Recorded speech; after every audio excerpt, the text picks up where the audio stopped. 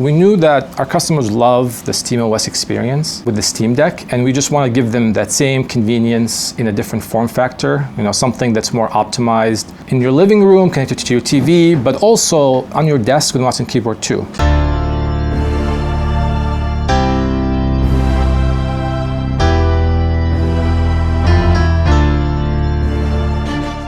The Steam Machine is Valve's newly announced living room PC.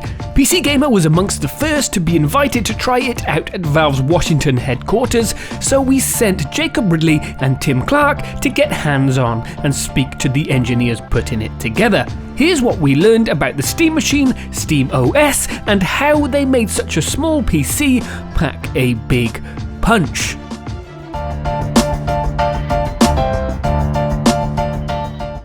In a lot of ways, we feel like now is the right time for us to make this device, right? Our customers kind of beat us to it. There's a lot of people who build their own Steam machines right now, right? They build their own PC rig, put a SteamOS on it, or like the Steam Deck Recover image, or they use their Steam Deck docked primarily to their TV. In a lot of ways, that kind of proves to us that we kind of finally have all the software and the hardware bits to make the original vision a reality. And that's kind of what we set out to do, because we knew that our customers love the SteamOS experience with the Steam Deck, and we just want to give them that same convenience in a different form factor, something that's more optimized in your living room, connected to your TV, but also on your desk with mouse and keyboard too.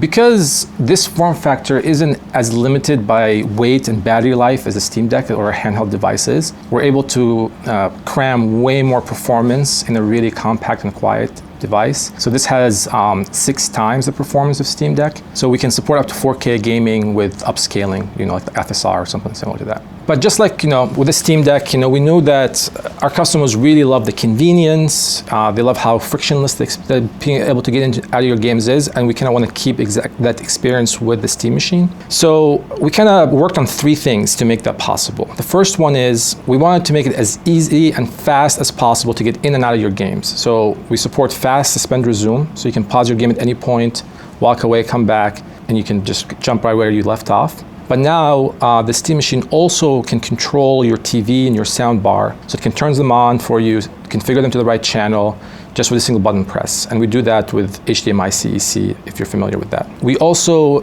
gave the Steam Machine the ability to do OS and game updates in the background. Cloud syncs also happen in the background while you're away from your device.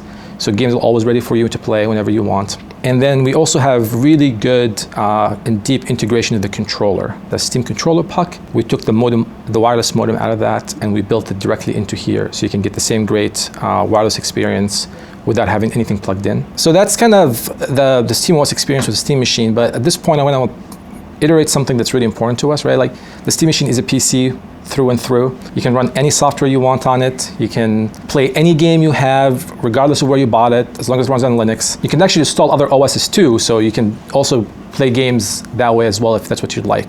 That was kind of our ethos with the Steam Deck, and we're continuing that through here as well. Obviously, a lot of different audiences that we envision for this. If you're somebody who is interested in PC gaming, but you felt a bit intimidated by having to what specs do I need? How do I build a PC, et cetera, et cetera? This is a great way for you to start because it's just really easy. You don't have to worry about performance. You don't have to worry about specs. Another one that we think would be interesting is people who have older machines. If you haven't upgraded your PCs in COVID or maybe even before that, this gives you something as an upgrade path as well that we think would be really cool. Proton is really the secret sauce, right? That made this possible. We kind of, for the past 10 years, we've been working on building that compatibility layer to make it so that devs have less work to do to support this device. It's easy for us to sit here and be like, of course, Proton works, but it really wasn't that easy, right? It took hundreds of people 10 years to make it possible, right? And that's really it, right? We've been continuing working on Proton, we've been continuing working on SteamOS. We launched the Steam Deck, and that moment we were like, okay, clearly this is good now. We can kind of use it for our Steam Machine. We designed the Steam Machine from the inside out, so we actually didn't approach the design problem as we want to make this small box. We approached the design problem as first and foremost is what is the architecture that is the most thermally efficient? What is the architecture that is thermally efficient that also results in good acoustics? When we looked at all the internal components and we did several versions of internal architectures, what we found was all the components we were looking at, they kind of are starting to come together as a cube, right? And one of the requirements we had was that it needs to fit within a standard 6-inch shelving unit. And so that was like the maximum height limitation, right? Give and take some tolerance for air gaps and feet and such. When we started to put the architecture together, thermal architecture that was the most efficient for performance, we found that, wow, this is really close to a cube, right? And so we're like, okay, it's so close to a cube, why don't we really try to make it an actual cube, right? It sounds easy, but at that point, that's when it really became difficult, right? Because almost a cube is not quite a cube, right? So we had to be really careful about every little millimeter inside to make sure that we get the proportions to look like a cube. Originally, the faceplate was removable so that you can you can clear out the dust that accumulates in the venting mesh, right? It's something that happens with anything with a fan, right? So we wanted to make that accessible. In making that accessible, we thought that the most convenient way for the customer to do that is to have a magnetic door. And once we did that, we were like, well, that also affords us an opportunity for customization. But what we try to do is we try to use visual cues, things such as textures, things such as really tiny details like radiuses, even the shape of the power LEDs, those kinds of things to tie everything together, right? So we want each object to look like it's designed for its purposes and to message that, but we also want to make sure that, again, that they look like they're part of the family and that they relate back to the DNA of the Steam Deck, right? We have a very small team, so the good thing about having a small team is we typically have a designer working on each one of the products, but we often come together and talk about what are the things that we can tie these things together. And sometimes the things that we can do are a lot more subtle, and sometimes the things that we do can be a lot more literal, like surfacing and things like that, right?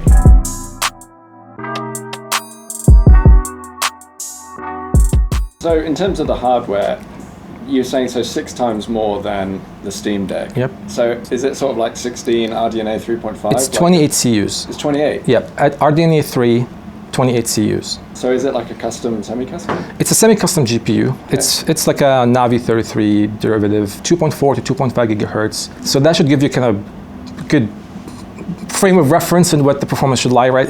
We think it's a very capable machine. Our benchmark has always been that it should be able to play every game it should have enough performance to play every game on Steam at 4K 60 when you do some sort of like FSR or upscaling. It's pretty similar to the current generation of consoles, apart from the Series X, I suppose, right? You've got to get a bit more on the PlayStation side, but a bit similar. It's really hard to make these kind of comparisons, right? Yeah. Because the software base is so different, and like the game builds are so different, right? Like we think it's a very capable, very powerful machine. Just like with the Steam Deck, we're really interested to see what other companies do with the form factor, right? We have SteamOS running on third-party handhelds. If anything, we think that this form factor is even more apt for that, right? There's way more directions you can take it. We're really excited to see third parties bring SteamOS to different sort of form factors, different iterations of this. I mean, just to be clear, like we're shipping a first-party device because we are going to 100% stand behind this, right? This is our product. We think it's great. Like we think it's like kind of the baseline experience, what we think this genre should look like, and we're going to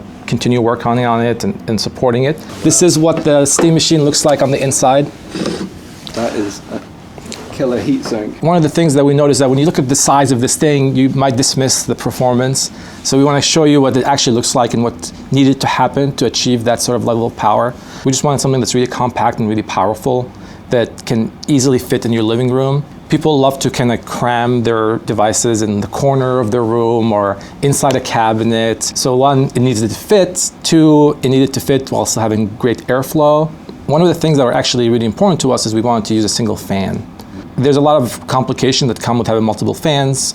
We really wanted to have one single fan, and that kind of narrowed down some of the architecture associated with this. So we use single fan to heat the power supply, to heat the CPU and the GPU, which we do use a discrete, kind of like a desktop grade GPU for that.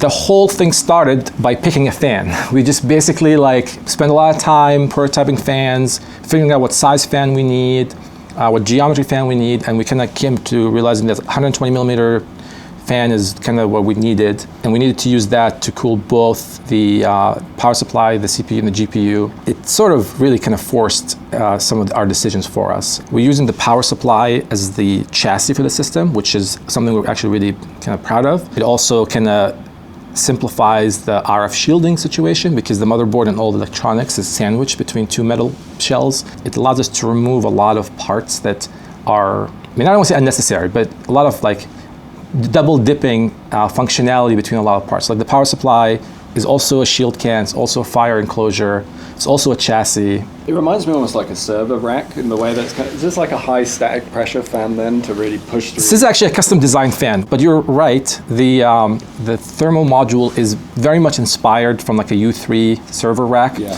There's an SSD on the bottom here. It's really easily accessible. It's 2230 form factor, but also if you want to use a 2280, we did add a accommodation for that as well. It's a 2-chip solution, a discrete CPU and discrete GPU on the same motherboard. For the level of performance we needed, we felt like a discrete GPU made the most sense. Yeah. So is it kind of similar to a 7600 XT? It's the same family. Yeah. We're using DDR5 for the system memory. It's SO-DIMMs, so you actually can upgrade the memory if you would like. It's a little bit more difficult to get to. I don't want to show it right now, but it is possible to upgrade memory. The GPU has VRAM. That's soldered down because that's just the way it works for the VRAM. Another thing I kind of wanted to point out is we have 2 DisplayPort and HDMI, so you can have dual monitors. You can also have more than 2 monitors with MST hubs and daisy chaining. 4 USB ports, USB 2 on the back, USB 3 on the front, USB 3 Gen 2 10 gigs on the Type-C port, Ethernet,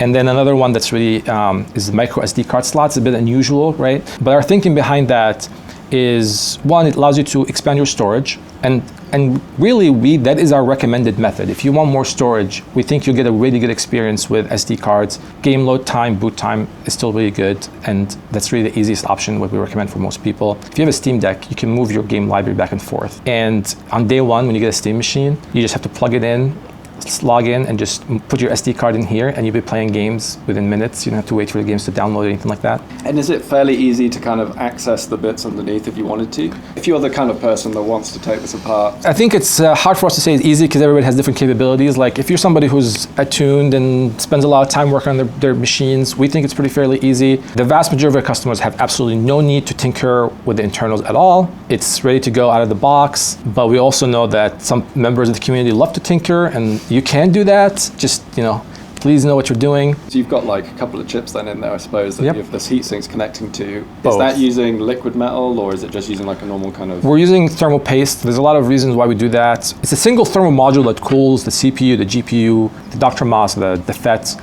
and the memory. Yeah. And so there's a lot of challenges with being able to kind of maintain good tolerances. And so liquid metal actually wouldn't really work with that. We use different thermal interface materials for different parts of the design to kind of accommodate for the tolerance differences and make sure you get good thermal contact regardless.